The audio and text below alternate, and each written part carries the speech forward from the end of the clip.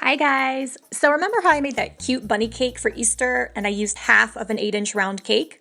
Well, I'm sure you are wondering, what am I going to do with the other half of that cake? Well, I'm going to show you exactly what I created with it, this silly little dinosaur cake.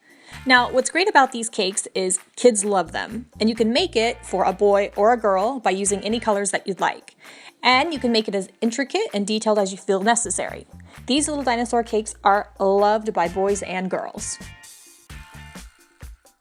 All right, let's get started making our cake. Now, I didn't show you guys these steps when I edited the bunny cake video, so I'm gonna show them to you now.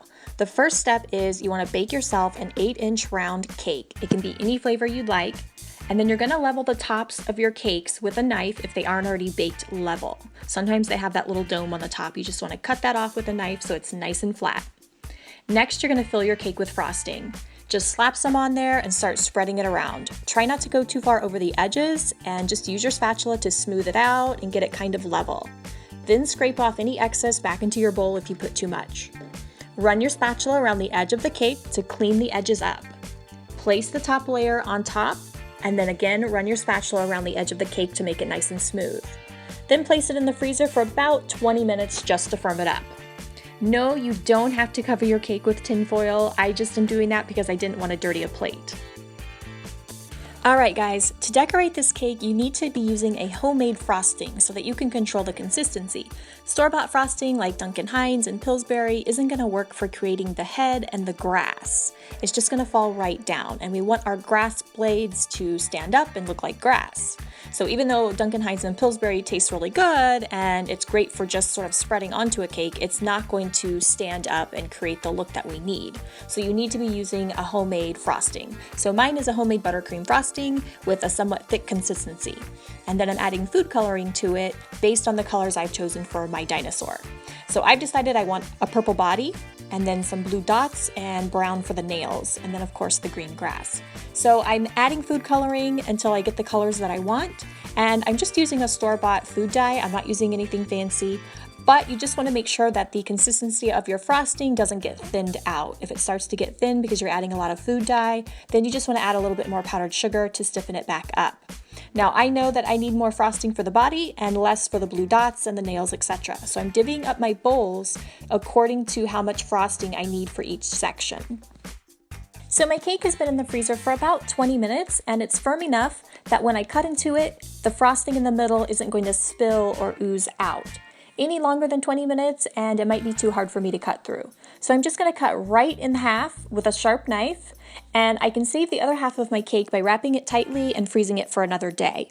And then I'm going to place the other half of my cake onto a cake board, and I'm going to sort of position it towards the back of the board just slightly. I'm not going to center it because I want room for my grass. Yay, the fun part starts now, the decorating. This is the best part. So first off, we're gonna plop some of our frosting on that you're using for the body and just spread it around. Doesn't have to be perfectly smooth since this is the dinosaur. Just make sure that it's completely covered.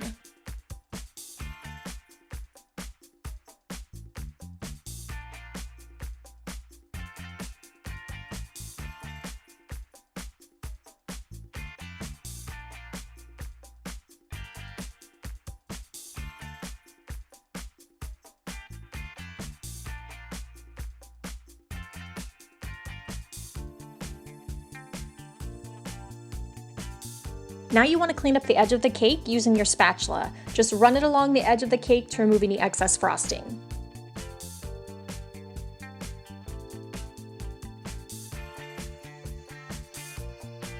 Alright, to create the legs, I'm using an Ateco tip number 806, and I'm just making a round blob and then swirling it down and around.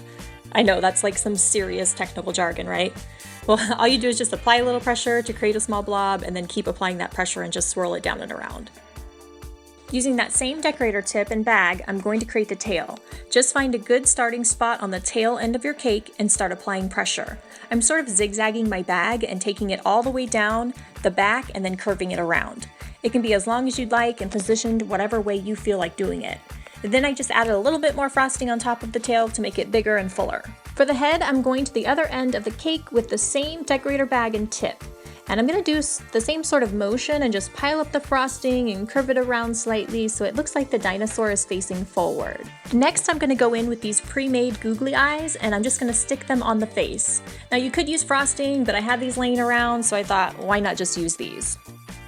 Next, I'm going to use my chocolate or my brown frosting and add some toenails to each of the feet. This is just a bag with the end snipped off. There's no decorator tip on this at all.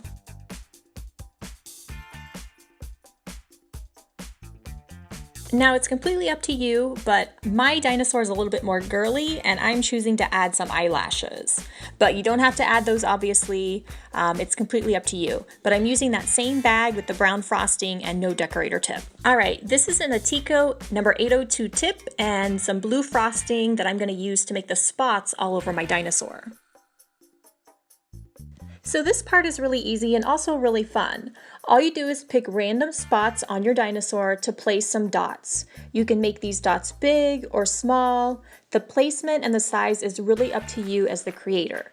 You can make these different colors or even add freckles to some of them. The sky's the limit here, folks. It's really just time for you to be creative and make it however you want and make it unique to you or your party theme. I'm going to keep mine really simple and just make them all blue, but varying the sizes of them. And I'm adding them all over my cake, front to back, tail to head. And I like to add a fun tail with a trail of these dots going down it. But again, you're the creator of this cake, so make it however you would like to make it.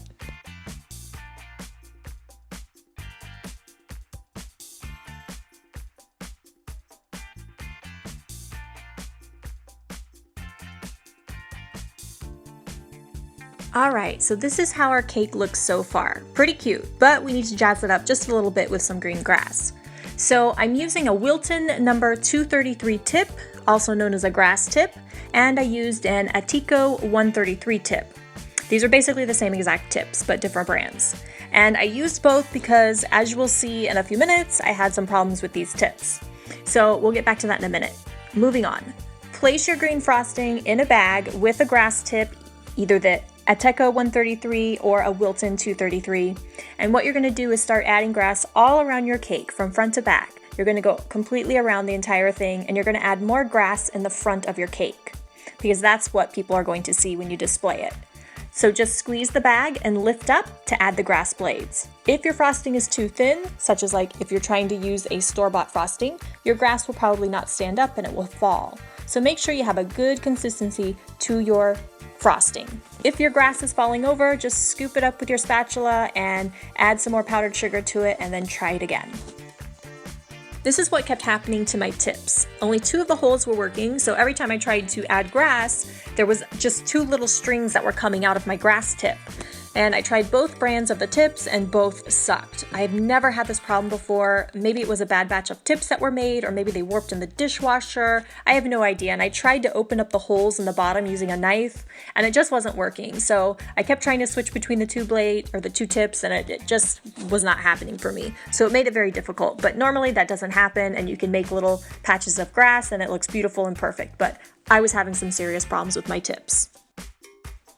So the last thing that I'm going to do is add a mouth to my dinosaur. There are so many ways that you can do this, but I'm choosing something really easy because after the grass fiasco, I just wanted to be done with this cake. So I used some white frosting and just created some silly teeth. Now you could put the frosting into a baggie or a decorator bag. You could just snip off the end and use it like that, or you could put in a decorator tip.